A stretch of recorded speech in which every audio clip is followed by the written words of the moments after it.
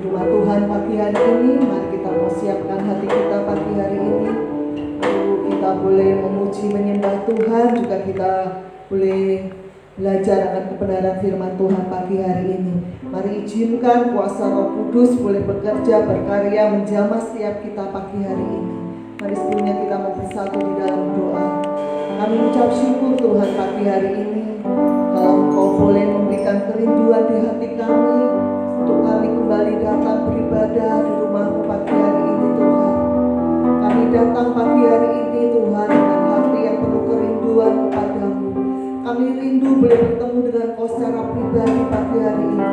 Kami merindukan jamaah-Mu pagi hari ini. Mari Roh Kudus Engkau bekerja, Engkau berkarya dalam ibadah pagi hari ini.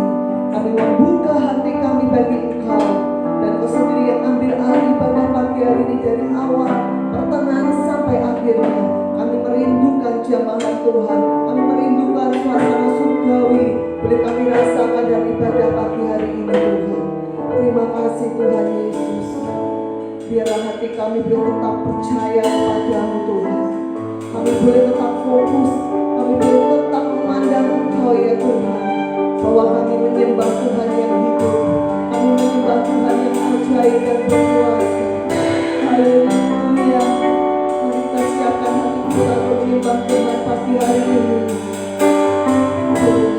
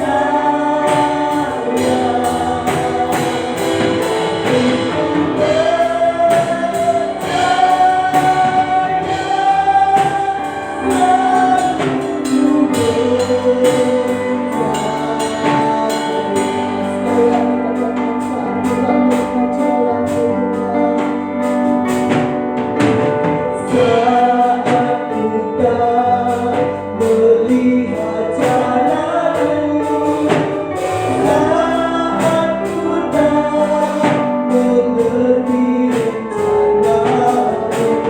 Namun tetap ku pegang janjimu, berhadapanku hanya padamu. Hatiku percaya, hatiku percaya.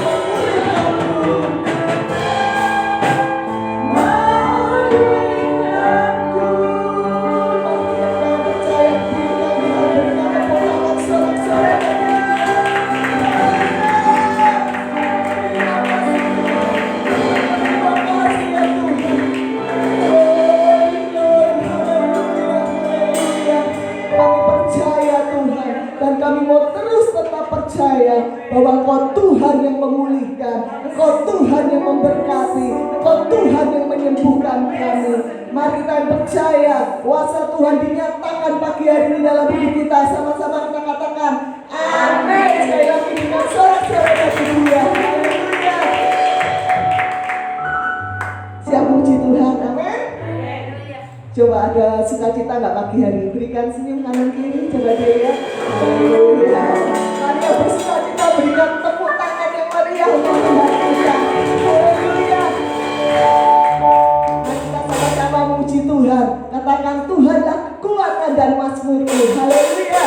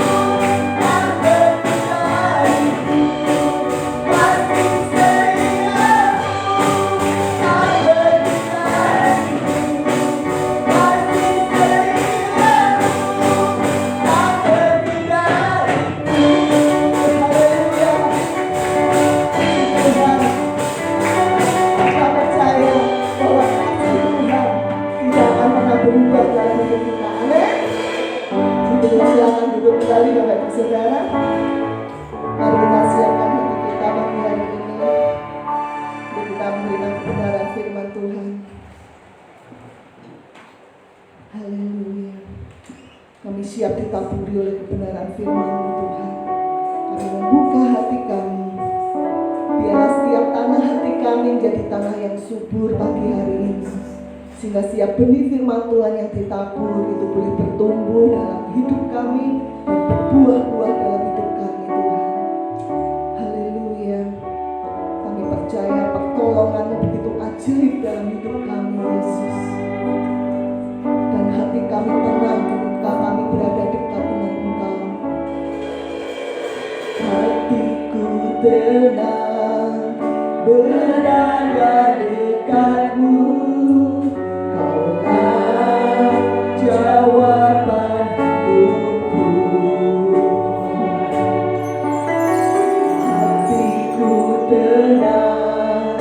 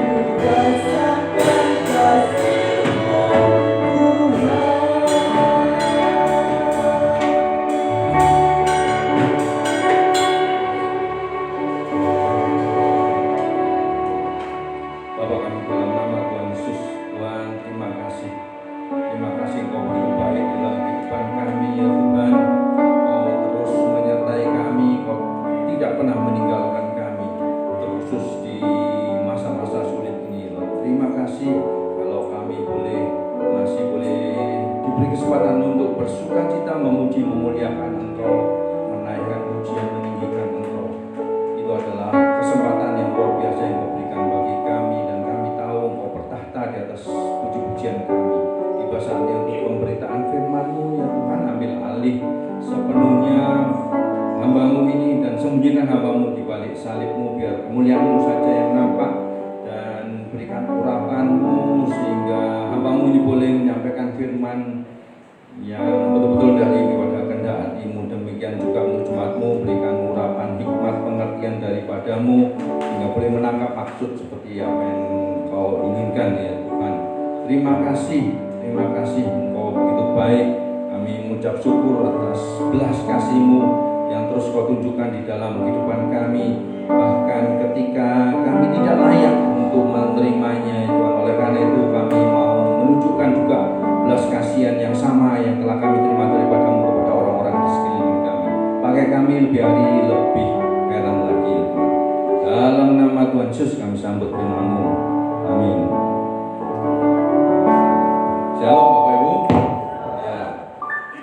Sebelumnya saya mau menyapa Bapak Ibu Saudara. Bagaimana kabar Bapak Ibu Saudara pagi hari ini? Karena Yesus saya luar biasa. Dasyat. Semangat. Langsung aja ya.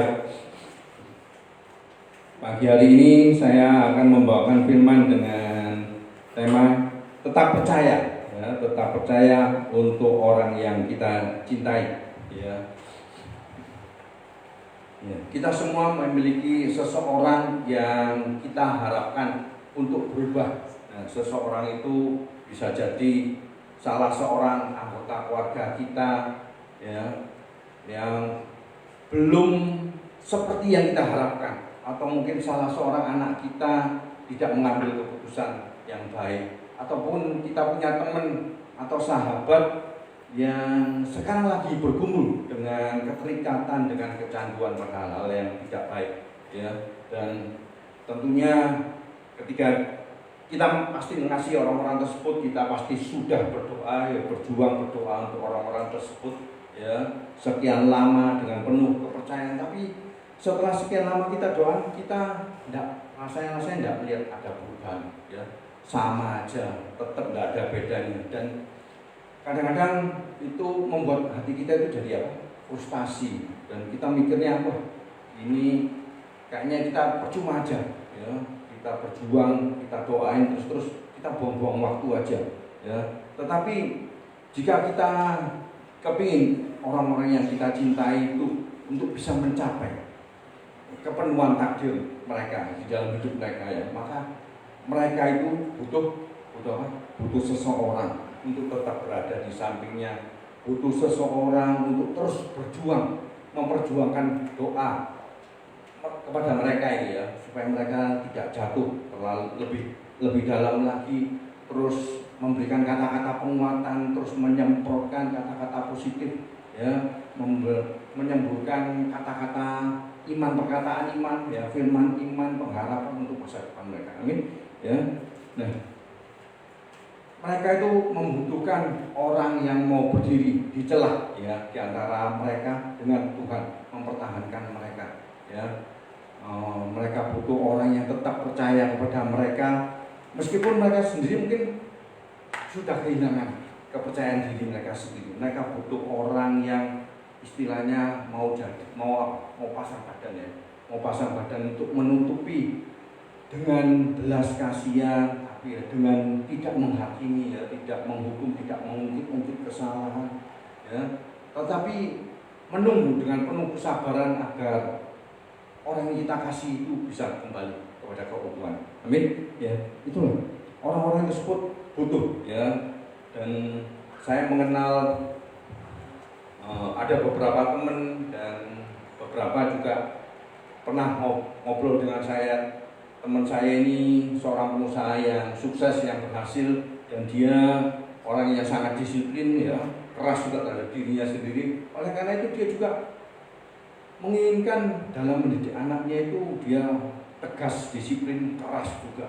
Ya, dan suatu saat dia ngomong, pokoknya semua itu untuk anak-anakku sudah saya coba tata sendiri. Tetapi saya juga sudah ultimatum kepada anak-anak saya. Kalau anak-anak saya keluar jalur tidak sesuai dengan harapan dia, maka jangan harap, ya, jangan harap menikmati warisan saya, ataupun bahkan yang terparah, jangan sebut saya lagi orang tua. Ya. Bagi kita orang-orang yang sudah percaya Tuhan, sudah menerima belas kasihan daripada Tuhan, jangan sampailah kita mengucapkan kata-kata seperti itu ya. Jangan terlalu mudah untuk mencoret seseorang.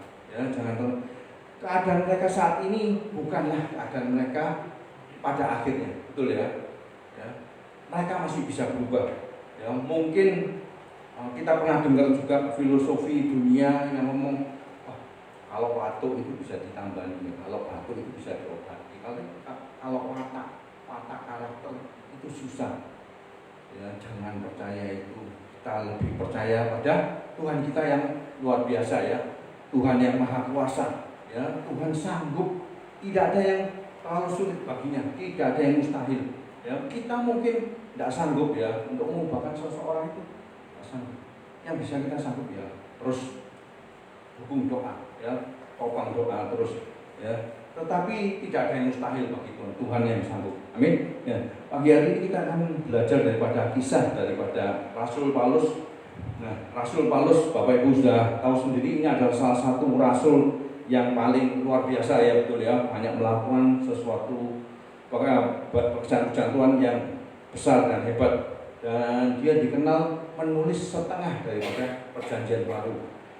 Rasul Paulus ini terkenal intelektualnya sangat tinggi ya, sangat pintar sekali, pendidikannya juga sangat tinggi, koneksinya luar biasa juga. Tetapi sebelum dia menjadi pengikut Kristus, namanya ialah Saul, dan dia sangat membenci orang percaya. Dia ini adalah musuh terbesarnya gereja. Dan apa yang dia lakukan sehari-hari? Dia yang dilakukan sehari-hari pergi dari satu kota ke kota lain untuk apa?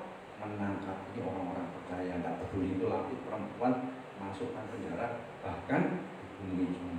Luar biasa ya, mengerikan. Dan ketika kita melihat orang-orang seperti ini, pasti apa reaksi kita? Pasti kita akan, kalau bisa menjauh ya. Ya, ini kita hapus ya, kita coret ini, enggak masuk kamus hidup kita ya, enggak masuk bukunya kita coret.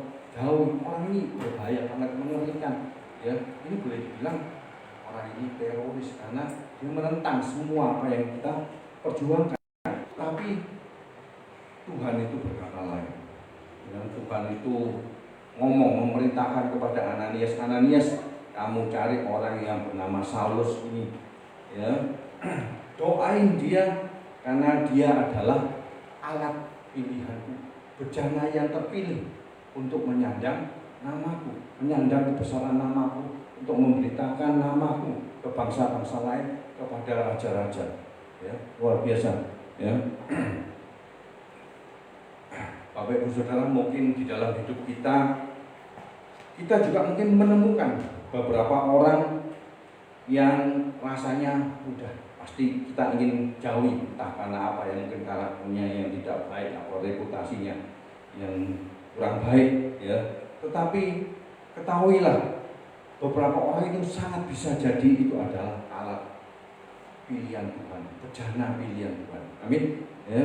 Dan ketika itu menjadi bejana pilihan itu akan memajukan kerajaan Allah secara luar biasa, dan mereka akan melakukan pekerjaan-pekerjaan Tuhan yang besar dan hebat ya. Yang mereka butuhkan untuk mereka bisa mencapai takdir ilahinya ialah apa? Seseorang yang mau terus berada di sampingnya ya, terus memperjuangkannya di dalam doa, menjadi pengantara, menaikkan doa-doa syafaat bagi kepentingannya, bagi kepentingan mereka ya. Terus ya. Nah, pagi hari ini Tuhan melemparkan pertanyaan bagi kita semua. Maukah Bapak Ibu Saudara menunggu orang-orang yang kita kasihi itu, sementara Tuhan mengubahkan mereka. Amin. Ya. Yang kedua, kisah yang kedua saya akan bawakan kisah daripada wanita Samaria. Bapak Ibu juga mungkin sudah banyak yang kenal semua ya. Itu kita bisa baca di Yohanes 4 ketika Yesus melintas di daerah Samaria. Yesus berada di Samaria dan Yesus sengaja menunggu di Samaria. Ya, Yesus memerintahkan murid-muridnya untuk mencari makanan ke kota karena Yesus saat itu juga lapar. Dan sementara dia menunggu, wanita Samaria inilah muncul untuk mengambil air. Dan bisa diketahui dari firman Tuhan dari Alkitab itu juga dengan jelas dikatakan bahwa saat itu orang Yahudi dan orang Samaria itu sama sekali tidak berhubungan, tidak berkomunikasi. Tidak berkomunikasi, tetapi Yesus meminta kepada wanita Samaria untuk diberikan minum, ya. Dan wanita Samaria ini berkata, Tuhan, Anda ini kan seorang Yahudi, sedang saya ini seorang Samaria. Kenapa Anda itu minta minum kepada saya? Ya. Dan Yesus singkat cerita, Yesus ngomong, jika kamu tahu mengenal siapa aku, maka justru engkau yang akan minta aku dan aku yang akan memberikan air hidup kepadamu. Ya Tuhan, aku mau air hidup ini. Dan ketika Yesus diminta, Yesus juga meminta wanita ini, oke, kamu pergi dulu, panggil suamimu, pulang panggil suamimu, dan setelah itu akan berikan. Tetapi wanita ini menjawab, saya tidak punya suami, Tuhan. Dan Yesus ngomong, benar katamu, kamu ngomong benar. Memang saat ini kamu sudah 5 kali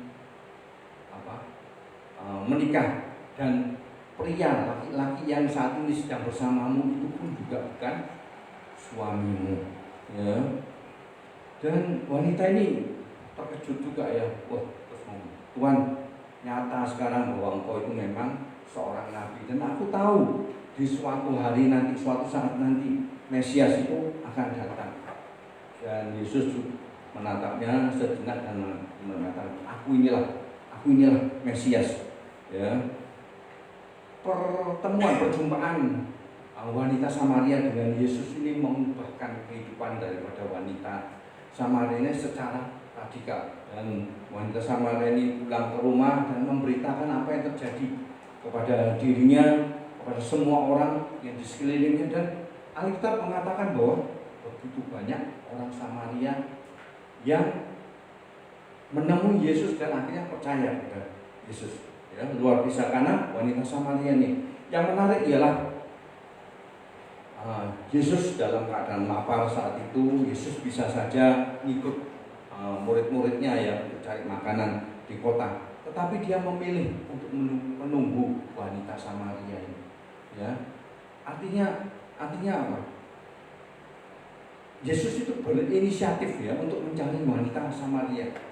Kita sudah belajar ya bahwa setiap kejadian, apalagi yang kejadian dengan pribadi Yesus ini pasti tidak ada yang kebetulan. Itu semua ada di dalam jadwal agenda daripada Tuhan Yesus. Betul? Amin ya. Ya. Nanti kita bisa baca juga. Yesus itu kan memang lapar, tetapi ketika nanti saya bahas juga ya. Nah, Yesus inilah yang berinisiatif untuk mencari wanita Samaria. Perhatikan siapa yang Yesus tunggu. Yang Yesus tunggu ini adalah seorang wanita yang tidak memiliki reputasi yang baik. Dia sudah berulang kali gagal di dalam rumah tangganya, dalam pernikahan 5 kali gagal menikah, ya, dan boleh dikatakan sudah mengalami kegagalan di dalam hidupnya, dan orang-orang itu sudah mengabaikannya, masyarakat itu meremehkannya, menganggap bahwa kehidupannya itu kacau, dan dia menjadi bahan tertawaan, bahan gosipan. Jadi ketika mungkin dia lewat itu, mungkin orang-orang sambil jawil-jawilan, ayo, itu loh dia, ayo, coba Pak, siapa ya yang sama dia kali ini? Siapa ya yang sama dia kali ini? Kayak gitu mungkin guyonannya seperti itu, karena ini terkenal sudah berulang kali ya, dan jelas otomatis itu kan dia itu sudah ditolak oleh masyarakat, ditolak oleh mungkin kalau pria yang baik-baik pasti yang nggak kepingin ya, tetapi itulah Yesus yang berinisiatif untuk menunggu ya seseorang yang betul-betul tidak merasa dihargai, seseorang yang memiliki harga diri yang sangat-sangat rendah ya. Seharusnya Yesus itu adalah seorang pribadi yang berpengaruh. Yesus bisa saja mencari seorang pribadi yang terkenal, berpengaruh, pemimpin daripada kota itu, wali kota, dan itu bisa. Tetapi itu Yesus tidak lakukan ya. Yesus justru memilih, menunggu, bersabar untuk mencari orang yang sama sekali tidak ada pengaruhnya. Dan ketika Yesus ketemu, Yesus itu pun sama sekali tidak ada kata-kata penghakiman. Kita sama sekali tidak ada kata-kata penghakiman, tidak menghukumnya, tidak mengutuknya, tetapi justru membicarakan tentang kehidupan, mengangkatnya, menghargainya demikian luar biasa. Yang kedua adalah wanita ini, dia adalah orang Samaria, sama sekali tidak berhubungan, tidak berkomunikasi, dan dia, wanita ini tidak menyembah Yehova ya, tidak menyembah Yehova ya. Mereka justru menyembah berhala, mereka menyembah dewa batu ya. Mereka wanita ini mempunyai keyakinan yang berbeda, tetapi justru itulah yang dicari oleh Yesus. Dan yang luar biasa ialah di dalam percakapan ini, Yesuslah yang membimbing percakapan ini agar wanita ini mengenal siapa jati dirinya, mengenal Yesus sebagai Mesias ya.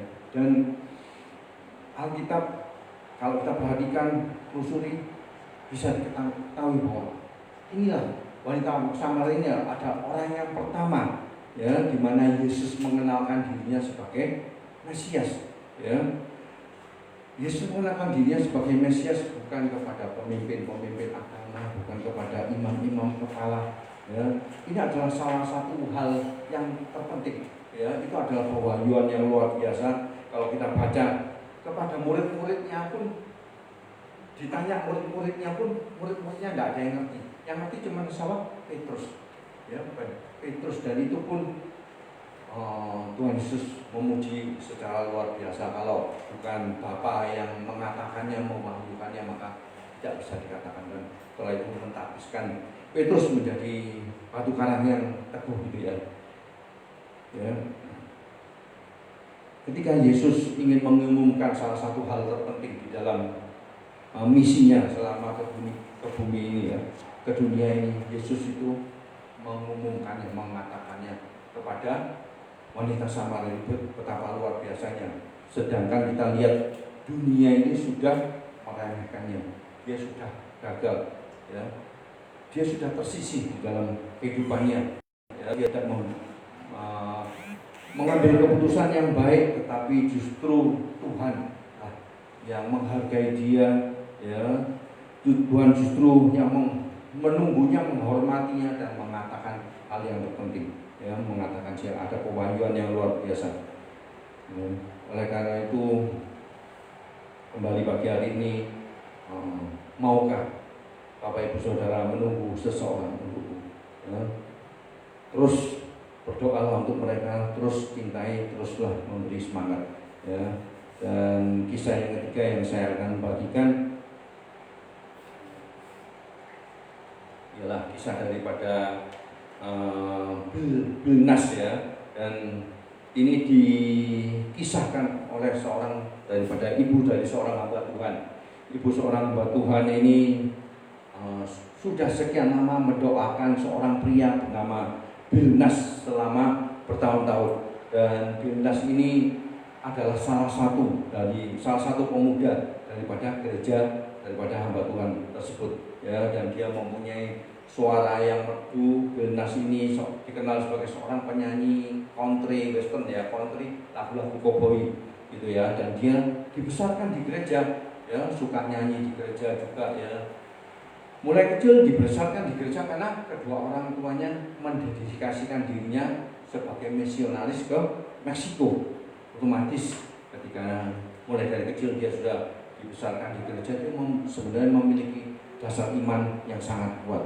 Tetapi ketika di masa remajanya dia keluar daripada jalur, dia bergaul erat dengan komunitas yang salah, sehingga akhirnya dia terjerumus ke dalam obat-obatan dan alkohol dan ahli-ahli dari yang seharusnya dia bernyanyi menyumbangkan suara merdunya di gereja, tetapi yang terjadi ialah dia justru bernyanyi di bar-bar, itu klub malam. Ya. Sebenarnya Bernas ini jauh di dalam lubuk hatinya itu dia tidak bahagia. Ya. Dia tahu bahwa dia sedang keluar jalur, dia sedang lari daripada hadirat Tuhan. Ya, tetapi dia tidak sanggup, dia tidak mampu untuk keluar daripada lingkungan yang buruk tersebut. Dan seringkali ketika ibu daripada hamba Tuhan itu lewat di depan daripada klub malam itu, bar-bar itu ya, ibu ini seakan-akan melihat nama daripada Bernas ini terpampang di papan namanya daripada klub malam, dan terus dia mendoakan dengan sepenuh hati, ya Tuhan, Engkau ingatlah Bernas, Tuhan, bawa pulang Bernas, Tuhan, bawa pulang kembali ke jalanmu, buat Bernas ini bisa mencapai takdir ilahi-Mu, Tuhan. Dan itu terus itu doa, dan itu berlangsung selama bertahun-tahun, dan rasanya tidak ada yang terjadi, tidak ada yang berubah, tetap itu aja. Dan seringkali kita jadi frustasi ya, tetapi percayalah di dalam Tuhan ya, apapun yang kita lakukan itu tidak ada yang sia-sia. Ya, semua itu dicatat oleh Tuhan. Meskipun kita tidak bisa lihat ada sesuatu yang terjadi, Tuhan kerja di belakang layar untuk kepentingan kita, untuk kepentingan yang kita doakan. Ya, ketahuilah doa-doa yang kita panjatkan untuk orang-orang yang kita kasih itu mencegah mereka itu untuk terjerumus semakin dalam, tenggelam semakin dalam. Ya, ketika kita berdiri di celah, menjadi pengantara bagi mereka, itulah yang membuat doa-doa itulah yang mempertahankan mereka. Ya, mereka tidak diambil, tidak direbut oleh kuasa si jahat, kuasa iblis. Dan di suatu hari Minggu pagi, Bernas ini ketika lagi bolak-balik channel TV ya, jalan-jalan, terus dia tiba-tiba berhenti di suatu kayak seperti ini ya, gereja online. Ada hamba Tuhan ini lagi memberitakan tentang kasih Tuhan, betapa besarnya kasih Tuhan, betapa Tuhan itu begitu penuh belas kasihan. Tuhan itu lebih besar daripada semua kesalahan apapun. Dan hari Minggu itu juga Bernas langsung muncul di gereja, mungkin di kebaktian berikutnya atau sorenya. Dan Bernas ini sudah bertahun-tahun tidak pernah ke gereja, dia duduk di paling belakang, dan salah seorang pekerja mengenalinya dan memperhatikan dia. Dan setelah kebaktian menarik Bernas ini untuk ketemu dengan ibu hamba Tuhan. Bernas ini tidak menyadari ibu inilah yang sekian lama waktu sudah memperjuangkan dia, berjuang di dalam doa untuk kembalinya daripada Bernas. Dan hari itu juga Bernas kembali menyerahkan hidupnya kepada Tuhan. Ya, iman yang dulu, benih-benih firman yang dulu ditabur semasa kecil, mulai itu kembali pada hari itu. Amin. Ya, kembali hidup. Ya. Dan kisah Bernas ini begitu luar biasa. Beberapa bulan kemudian Bernas ini mengadakan konser lagu-lagu ya, lagu-lagu rohani pertamanya di gereja tersebut. Dan sekarang dia bersama istrinya menggembalakan para remaja, dan dia berjaga-jaga agar para remaja itu tidak sampai keluar jalurnya, tetap ada di jalurnya Tuhan ya, membantu para remaja itu tetap ada di jalurnya Tuhan ya. Kita lihat ayatnya, Amsal 22 ayat 6. Ini versi IMB ya, ada versi IMB. didiklah, latihlah ya. Latihlah seorang anak di jalan yang seharusnya, maka ketika ia dewasa ia tidak akan meninggalkan jalan itu ya. Ya. Ini adalah firman yang harus kita pegang juga. Ya, pasti kita sebagai orang tua yang baik, kita juga pasti sudah melatih anak-anak kita untuk mengenal jalurnya Tuhan, memberikan pendidikan yang baik, betul ya. Dan yakinlah bahwa taburan iman, taburan firman yang kita berikan kepada anak-anak itu tetap tersimpan di dalam roh mereka. Amin. Ya. Dan firman Tuhan ngomong di versi TB ada yang ngomong ada masa tuanya. Jangan sampai tua ya, lebih baik yang dewasa ya, atau mungkin pada akhirnya mereka tidak akan menyimpang daripada yang baik ini, daripada iman ya. Nah, firman ini dengan jelas dikatakan pada akhirnya ya, tidak dikatakan di tengah-tengah. Apa yang terjadi di tengah-tengah proses ya, kemungkinan di tengah-tengah proses ya, seseorang itu bisa keluar jalur, tetapi itu bukan akhirnya. Firman Tuhan dengan jelas janjinya dengan jelas bahwa itu kita bisa pegang janjinya. Amin. Pada akhirnya dia tidak akan menyimpang daripada jalannya. Dia akan kembali pada jalurnya Tuhan. Amin. Ya. Yang seharusnya kita lakukan selama dia ada di tengah-tengah proses ialah apa? Kita tetap mau berada tetap di sampingnya, tetap mengasihi dia apapun yang terjadi bagi dia. Amin. Ya. Tetap mencintai, terus memberikan semangat, terus menyembuhkan kata-kata, terus memperjuangkan dia di dalam doa. Amin. Percaya mereka akan pada akhirnya mereka akan kembali dalam jalan Tuhan, dan kita bisa pegang firman Tuhan. Maka aku dan seisi rumahku, kami semua akan menyembah Tuhan. Ini kita bisa pegang. Amin. Kita semua akan melayani Tuhan. Amin. Ya.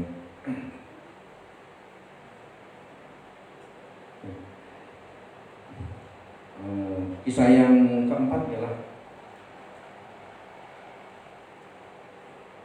Bapak Ibu juga sudah banyak yang tahu, ini diambil daripada Lukas 15.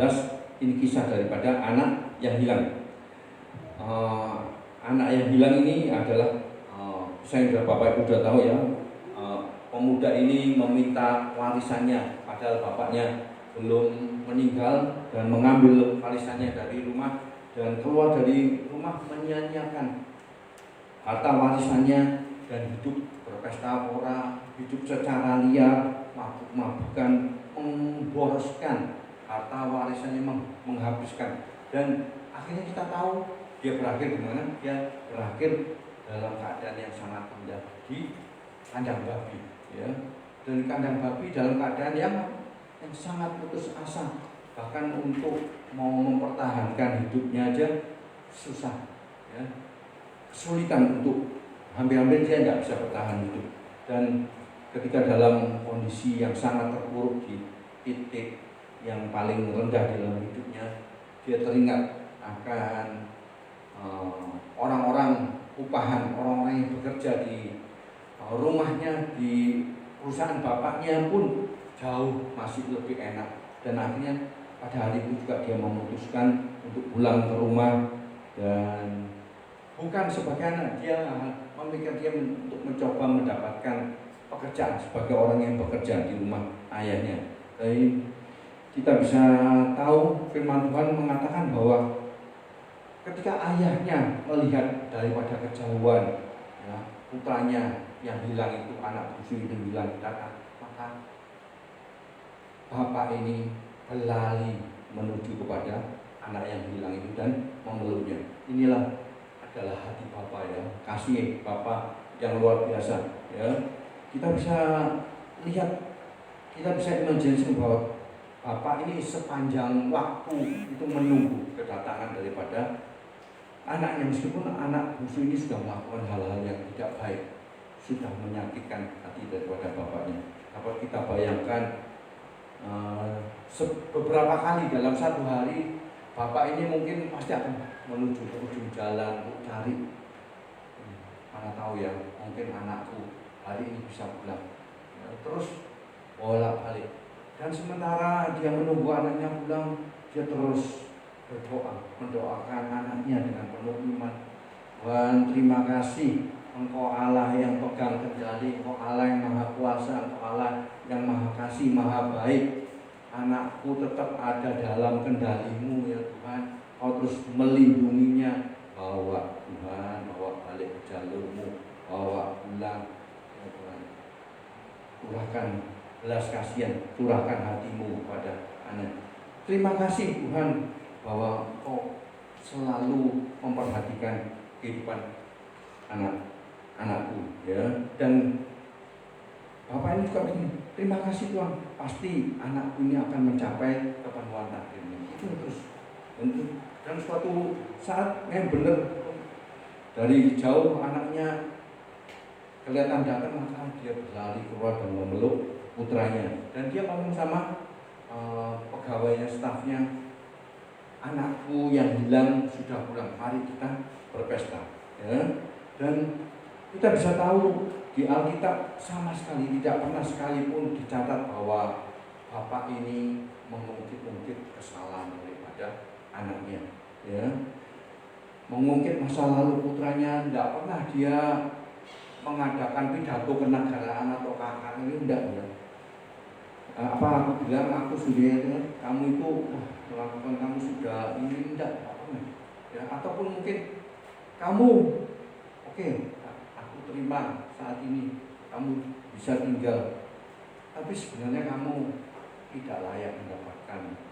Tidak pernah sekalipun ditulis seperti itu. Dari kisah ini kita bisa belajar bahwa setiap orang itu adalah dalam prosesnya ya. Setiap orang itu dalam proses, setiap orang itu dalam perjalanan. Kondisi mereka saat ini bukanlah kondisi mereka pada akhirnya. Amin ya. Kondisi mereka saat ini bukanlah kondisi mereka 10 tahun ke depan. Oleh karena itu berikan ruang untuk mereka itu berubah, berikan kesempatan untuk mereka itu berubah. Penerimaan itu penting ya. Oleh karena itu biarlah kita tetap mencintai mereka ya. Dan tetapi kecenderungan kita, meskipun juga kita sudah sebagai anak Tuhan, seringkali tanpa kita sadari kita hobinya itu menghakimi orang, menghukum orang ya. Mengungkit-ungkit, mengungkapkan, membeberkan semua kesalahan mereka ya, mencoba untuk meluruskan mereka ya. Itu bukan hak kita ya. Firman Tuhan juga ngomong, janganlah kamu menghakimi karena kamu juga akan dihakimi. Tapi kita jangan ketika kita menghakimi, apakah kita itu juga sudah sempurna ya? Apakah kita sudah tidak ada kelemahan ya? Tetap ini, itu bukan tugas kita, itu bukan hak kita. Nah, terus tugasnya siapa? Itu adalah tugasnya Roh Kudus. Amin. Tugasnya Roh Kudus itulah yang mengingatkan, menghukum ya. Bukan. Nah, tugas kita terus gimana? Ya, kita next ya. Tugas kita ialah menanam benih ya. Tugas kita ialah menanam benih firman Tuhan. Terus tebar benih firman Tuhan. Terus tebar apa? Doa-doa ya. Meskipun kita tidak lihat sesuatu, terus tebar benih. Kelihatannya benih itu tidak menghasilkan apa-apa, tapi percayalah benih itu tetap tumbuh, benih itu tetap hidup. Amin. Dan saya membaca ada suatu artikel di mana ditemukan benih yang usianya sudah 4.000 tahun tersimpan di dalam peti kedap udara. Dan ketika itu ditanam kembali di tanah yang subur, benih itu kembali hidup. Yang diperlukan hanya butuh tanah yang subur aja ya. Dan ketika kita menabur benih, mungkin saat itu orang-orang yang kita kasih, tanah hatinya masih belum subur, tanah hatinya masih keras ya, tidak bisa ditaburi. Tapi jangan khawatir, terus tabur ya. Benih itu masih hidup di dalam tanah hatinya, tumbuh. Tanah hatinya belum siap, itu adalah tugas daripada Roh Kudus, tugas daripada. Dan pada saat yang tepat Tuhan akan melembutkan hatinya, maka benih itu akan tumbuh begitu luar biasa, berlipat kali ganda, 30, 60, 100 kali lipat kali ganda ya. Kita hanya perlu menabur benih ya. ya, tabur bahwa Engkau adalah maha karya Tuhan, diciptakan menurut gambarnya, Engkau punya tujuan takdir yang luar biasa, rencana Tuhan untukmu begitu luar biasa, ada benih kebesaran di dalam hidupmu, tangan Tuhan ada di hidupmu, terus tabur. Oleh karena itu next ya, jangan menilai jangan menilai orang berdasarkan posisi mereka sekarang. Mereka sedang dalam proses perubahan ya. Jangan menilai orang berdasarkan posisi mereka. Mereka sedang ada dalam proses perubahan. Ketahuilah bahwa mungkin Tuhan itu taruh orang-orang di sekeliling kita, orang-orang yang kita kasih. Karena apa? Karena Tuhan mengandalkan kita ya, untuk kita terus berada di sampingnya, terus mendoakan mereka, menjadi pengantara ya, terus menaburkan firman-firman iman, perkataan-perkataan yang menguatkan dan membantu mereka untuk mencapai masuk. Amin. Mau Bapak Ibu Saudara ya, bantu orang-orang yang kita kasih untuk mencapai kepenuhan takdir. Amin. Yang terakhir saya akan bagikan kisah daripada Sakyus ya. Bapak Ibu juga sudah pernah tahu betapa sudah hafal ya kisah daripada Sakyus ini. Suatu ketika Yesus ini sedang melakukan perjalanan melalui kota Yeriko, dan kabar mengenai kedatangan Yesus ini dengan cepat menyebar, dan Yesus ini dikenal banyak melakukan mujizat-mujizat yang luar biasa, hal-hal yang menakjubkan sehingga banyak orang ramai keluar untuk menemuinya ya. Kerumunan begitu luar biasa, penuh sesak, dan boleh dikata hampir tidak bisa bergerak. Dan di tengah-tengah keramaian itu ada seseorang pria bernama Sakyus, dan dia dikenal sebagai seorang kepala pemungut pajak.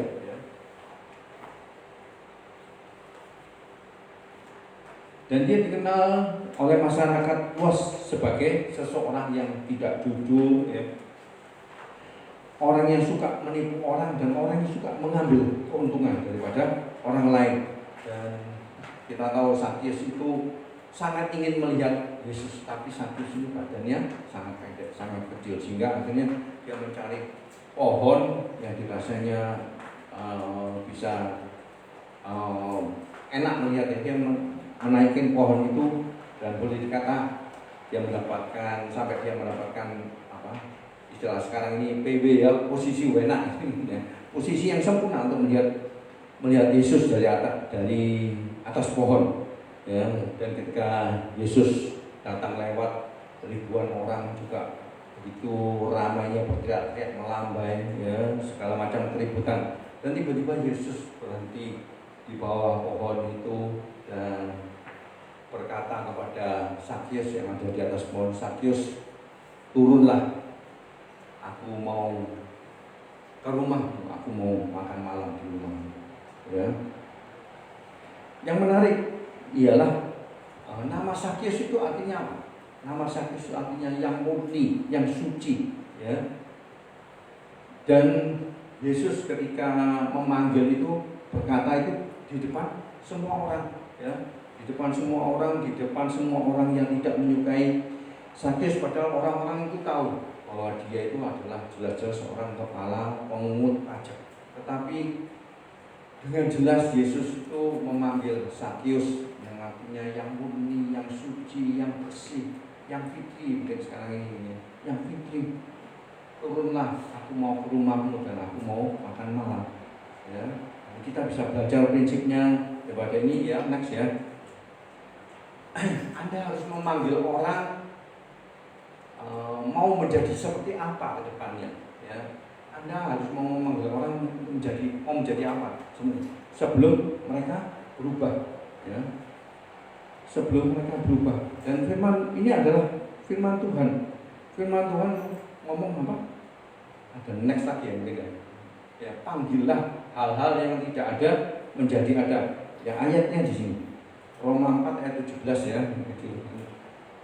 Seperti ada tertulis, engkau telah kutetapkan menjadi bapa banyak bangsa. Ini adalah kisah daripada Abraham ya, di hadapan Allah yang kepadanya ia percaya, yaitu Allah yang menghidupkan orang mati dan yang menjadikan dengan firman-Nya apa yang tidak ada menjadi ada ya. Firman Tuhan di Alkitab dengan jelas bahwa Tuhan mengubah sebutan seperti yang jelas ini Abraham ya. Ketika Abraham menerima janjinya lama enggak ketemu janji-janjinya tidak digenapi di dalam hidupnya, maka Tuhan mengubah nama Abraham jadi Abraham ya. Padahal saat itu Abraham yang artinya bapak segala bangsa ya. Bapak segala artinya bapak yang ya, banyak keturunannya banyak. Padahal saat itu Abraham belum punya anak, sudah sangat tua, istrinya pun sudah sangat tua, dan istrinya pun jelas-jelas mandul. Abraham juga disebut bapak iman. Padahal yang dilakukan Abraham ialah apa? Dia 2 kali melakukan berbohong bahwa istrinya itu adalah saudaranya karena dia ini keselamatan, nyawanya selamat, dia tidak dibunuh karena istrinya sangat cantik. Orang yang seperti ini yang berbohong, yang imannya Tuhan panggil bapak iman. Dan yang terjadi memang seperti itu. Ya, Abraham itu jadi bapak banyak bangsa, Abraham jadi bapak iman. Demikian juga Gideon. Gideon ini Tuhan memanggilnya sebagai apa? Pahlawan yang gagah perkasa. Kenyataannya ialah apa? Gideon ini adalah pengecut. Kalau ada apa-apa, dia yang nomor 1 mungkin sembunyi. Ya. Dia ini adalah anak yang paling kecil dari keluarga yang paling lemah, dari suku yang terlemah. Tetapi Tuhan memanggilnya, engkau itu kuat, engkau itu pahlawan yang gagah perkasa. Demikian juga kisah daripada Daud ya. Daud ini seorang pejinah dan pembunuh ya, dosanya juga luar biasa. Tetapi Tuhan mengatakan bahwa Daud ini seseorang yang berkenan di hatinya Tuhan. Bayangin, pembunuh, pejinah dipanggil sebagai seorang yang berkenan di hati Bapa. Ya, Petrus juga gitu. Petrus ini dianggap sebagai tuan apa? Tuan yang impulsif ya, budak duduk berusaha busuk, responsif banget ya. Pokoknya ada apa yang terjadi dia cepat, tidak pakai akal pikiran panjang, langsung gerak. Tapi ya amburadul ya pastinya. Kebanyakan kita lihat orangnya sama sekali tidak stabil. Dan kita bisa tahu dia juga menyangkal Yesus sampai 3 kali. Tetapi Tuhan Yesus memanggil dia sebagai apa? Batu karang yang teguh. Dia dipanggil, di atas batu karang yang teguh ini aku akan dirikan gereja dan malam maut tidak akan menguasai ini. Luar biasa ya. Nah, demikian juga di dalam kehidupan kita ya. Kalau kita berkata hal-hal yang buruk misalkan tentang anak kita, jika kita terus panggil anak kita itu tidak sopan, maka yang terjadi ya mereka akan terus melakukan hal-hal yang tidak hormat ya. Dan juga ketika kita punya teman, kita ngomong itu kamu terikat kecanduan, maka mereka akan terus keterikatan di dalam kecanduan terus ya. Oleh karena itu panggillah, jadi kembali ke sebelumnya ya, panggillah dan dari tidak ada sebenarnya itu istilahnya seperti apa? Kita bernubuatlah untuk masa depan mereka. Ubahlah kita cara kita memanggil orang, betul ya? Biarlah anak kita dipanggil, engkau adalah anak yang diberkati, anak yang sukses, yang berhasil, yang maju, segala apa yang engkau kerjakan berhasil dan beruntung. Engkau adalah anak yang santun, engkau adalah anak yang sopan ya. Dan ketika kita punya teman yang terikat oleh keterikatan atau kecanduan, kita bisa katakan engkau sudah dibebaskan, engkau utuh, engkau menang di dalam kehidupan. Maka percaya itu akan terjadi dalam kehidupan kita. Amin. Dan Yesus bisa saja berkata kepada Sakyus ketika memanggil, "Hei Bapak yang di atas pohon, hai kepala pemungut pajak." Tapi itu Yesus tidak lakukan ya. Yesus dengan sengaja memanggil Sakyus sesuai dengan artinya, yang murni, yang suci, yang bersih, yang fitri. Tidak hanya supaya didengar orang lain, tapi terlebih lagi supaya didengar oleh Sakyus sendiri.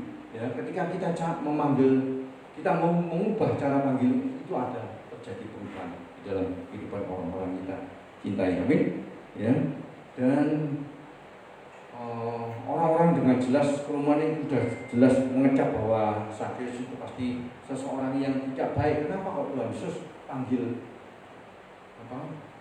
yang murni, yang sini. Saat itu juga mungkin seluruh kerumunan itu bisa dikatakan termangu ya, tercengang dan mengalami keheningan. Bisa dikatakan mungkin paku pun jatuh pun bisa kedengeran gitu ya.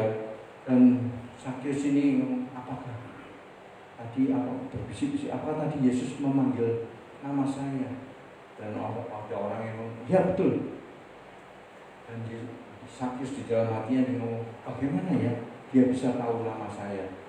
Ya, seringkali di dalam pemikiran kita ketika kita jauh, ya kehidupan kita jauh, ya kita keluar jauh daripada hadirat Tuhan, daripada jalurnya Tuhan, kita merasa wah kita ini sudah tidak dikenal Tuhan. Enggak, Tuhan tetap kenal kita, Tuhan tetap mau berhubungan dengan kita, bahkan Tuhan kepingin kita kembali ke jalan itu. Benar ya? Yang benar ialah Tuhan tetap tahu nama kita secara pribadi dan Tuhan justru berinisiatif mencari kita. Tuhan justru mengejar kita.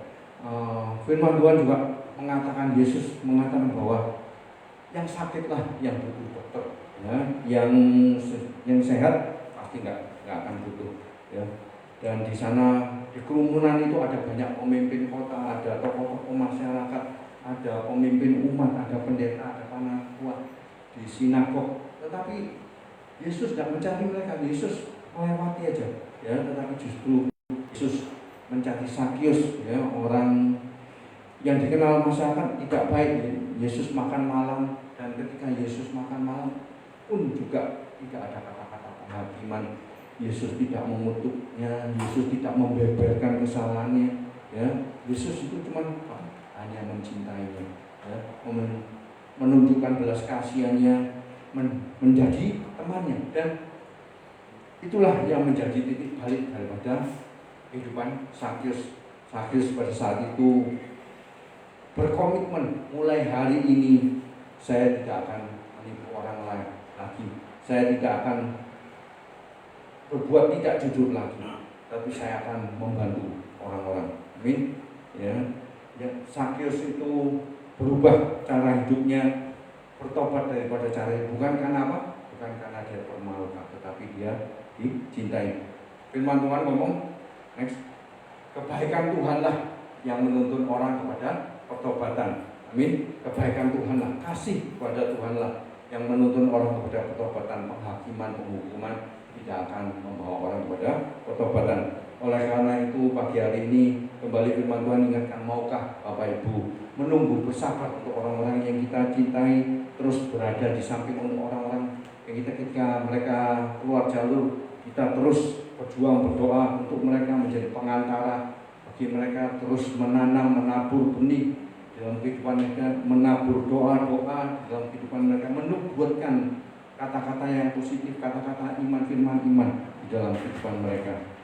Percaya, ya, dan yang terbaik terjadi, dan orang-orang yang kita cintai akan masuk mencapai apa yang kepenuhan takdir mereka. Ya, jangan menyerah kalau itu sudah bertahun-tahun, tetap sabar, percaya, bernubuatlah untuk masa depan mereka, maka mereka akan kembali ke jalurnya dan mereka akan melakukan sesuatu hal yang besar dan hebat dalam nama Tuhan Yesus. Amin. Tuhan Yesus memberkati.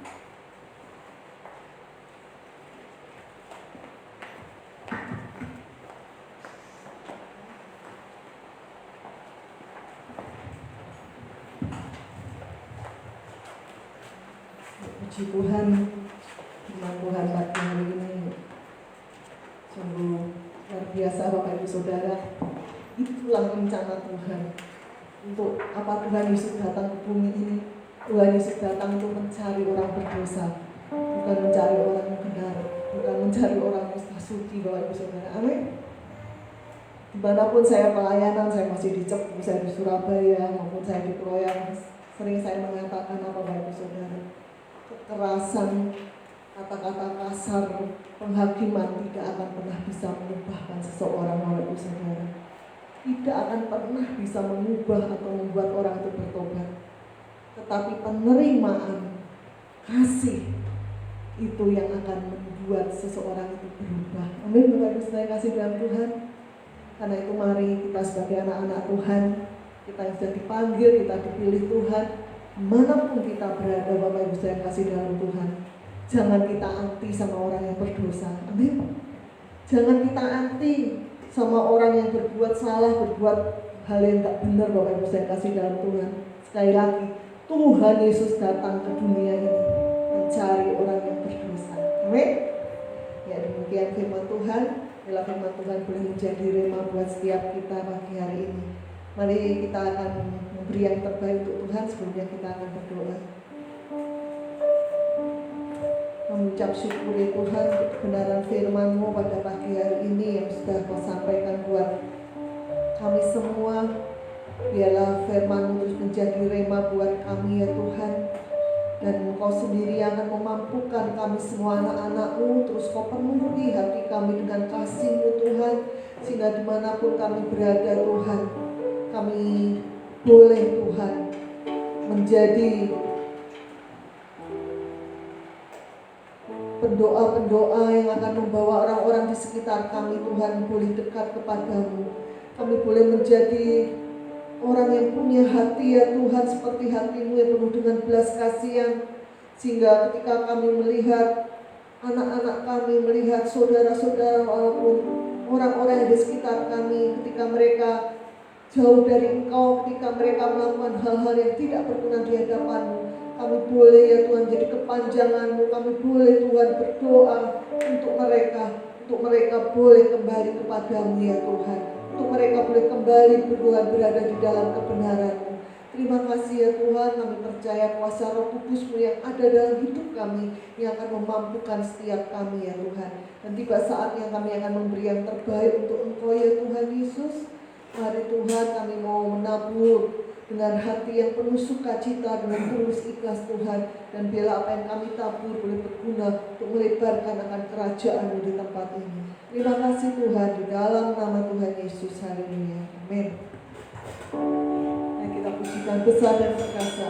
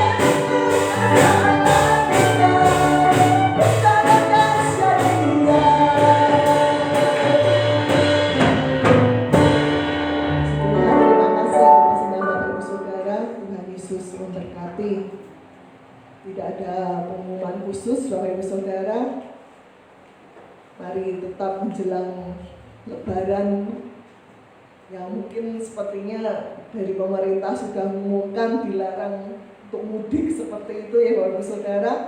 Tapi yang kita tidak tahu prakteknya ke depan bagaimana, tetap saja masih banyak orang yang mudik. Saya lihat juga mobil-mobil plat dari B dari mana masih berkeliaran, masih banyak.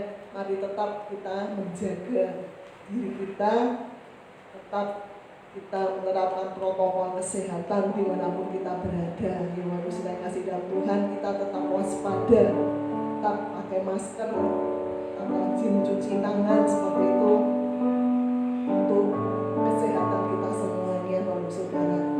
Itu saja yang bisa saya sampaikan. Untuk ke depan masih kita tetap melakukan ibadah secara online maupun secara tatap muka seperti ini ya, Bapak Ibu saya kasih dalam Tuhan. Ya kita terus berdoa biar tidak lama lagi corona ini segera bisa berlalu dari bangsa kita. Amin. Ya mari kita bangkit berdiri, kita akan akhiri ibadah pada pagi hari ini. Kami ucap syukur Tuhan untuk kehadiran-Mu di tengah-tengah kami pada pagi hari ini. Kami merasakan akan kehadiran Tuhan, kami merasakan akan kasih-Mu yang begitu besar dalam hidup kami Tuhan. Sebelum kami mengakhiri ibadah pagi hari ini, kami berdoa buat saudara-saudara kami yang sedang dalam kelemahan tubuh, yang sedang sakit. Mari Tuhan Kau yang menjamah pagi hari ini untuk Ibu Yeni, untuk Ibu Juriah Tuhan. Biarlah kuasa-Mu yang menjamah mereka saat ini Tuhan. Oleh bilur-bilur darah Yesus yang sakit Kau sembuhkan. Di dalam nama Tuhan Yesus pagi hari ini Tuhan, ambil daripada Ibu Juriah disembuhkan oleh Tuhan Yesus. Darah Yesus yang menyembuhkan, darah Yesus yang menyembuhkan. Juga untuk Ibu Mega ya Tuhan, Bu Yeni Mega Tuhan, yang levernya sedang kambuh, biarlah saat ini tangan yang penuh kuasa juga menjamah lever daripada Ibu Yeni, dan Kau yang memulihkan di dalam nama Tuhan Yesus. Lever Ibu Yeni sembuh saat ini. Darah Yesus yang menyembuhkan, darah Yesus yang menyembuhkan. Terima kasih Tuhan, juga untuk saudara-saudara kami yang sedang berpergian, sedang dalam aktivitas. Tuhan Kau juga yang menjagai, Tuhan juga yang melindungi dan menyertai mereka ya Tuhan dalam perjalanan, sehingga mereka boleh sampai di tempat dengan selamat ya Tuhan. Juga untuk anak-anak-Mu Tuhan yang pagi hari ini mengikuti ibadah, baik secara tatap muka maupun secara online di rumah Tuhan. Kau yang menjamah kami semua pagi hari ini Tuhan. Terus Tuhan yang memberikan kami kekuatan, Tuhan terus membangkitkan iman percaya kami. Di tengah-tengah keadaan yang semakin sulit ini, kami boleh tetap memiliki iman yang kuat. Kami boleh tetap memiliki pengharapan di dalam Engkau Tuhan. Kami percaya kami punya Tuhan yang selalu menyertai kami, Tuhan yang tidak pernah meninggalkan kami. Dan Kau sendiri Tuhan yang terus menuntun kami Tuhan. Dan Kau sendiri juga Tuhan yang akan terus memberkati hidup kami ya Tuhan, menyertai kami sehingga apapun yang kami lakukan, Engkau Tuhan yang membuat berhasil. Terima kasih ya Tuhan Yesus, kuatkan dan teguhkan hati kami Tuhan. Kami percaya kami pulang dari tempat ini tidak dengan tangan hampa, tapi kami diberkati Tuhan. Dan saat ini Engkau memberkati setiap tangan-tangan yang sudah menabur untuk pekerjaan-Mu ya Tuhan. Juga anak-anak-Mu yang setia memberikan 1/10 milik-Mu. Kami percaya janji-Mu ya dan amin. Kau Tuhan yang akan membukakan tingkap-tingkap langit dan mencurahkan berkat-Mu Tuhan. Dan Kau akan menghabis segala belalang pelahap, belalang pengeri, belalang pindah, pengelompatan yang menghalangi berkat Tuhan dicurahkan, yang akan memakan habis berkat-berkat Tuhan yang dicurahkan dalam hidup kami. Kau habis jauh-jauh dari kehidupan kami. Dan kami anak-anak Tuhan yang terus taat dan setia Tuhan. Kami boleh hidup di bawah langit terbuka. Kami hidup dalam kasih karunia Tuhan. Kami bersyukur Tuhan, dan saat ini kami mengangkat kedua tangan kami untuk menerima berkat Tuhan. Kami percaya pagi hari ini segala berkat-berkat yang terbaik dari Allah Bapa, Putra dan Roh Kudus, baik berkat-berkat jasmani, kesehatan, kekuatan, berkat-berkat materi, apapun yang kami butuhkan Tuhan Yesus sediakan, apapun yang dikerjakan tangan kami Tuhan Yesus membuat sukses dan berhasil. Lebih juga berkat-berkat rohani, belas damai, sejahtera, sukacita, kasih karunia Tuhan yang berlimpah-limpah itu dicurahkan melimpah dalam hidup kami. Kami terima berkat-Mu dan ucapkan syukur. Mari kita percaya dan berkati Tuhan Yesus sama-sama kita katakan amin. Berkati Tuhan Yesus kami. Untuk minggu depan adalah minggu pertama kita akan ibadah disertai dengan perjamuan kudus. Tuhan Yesus memberkati.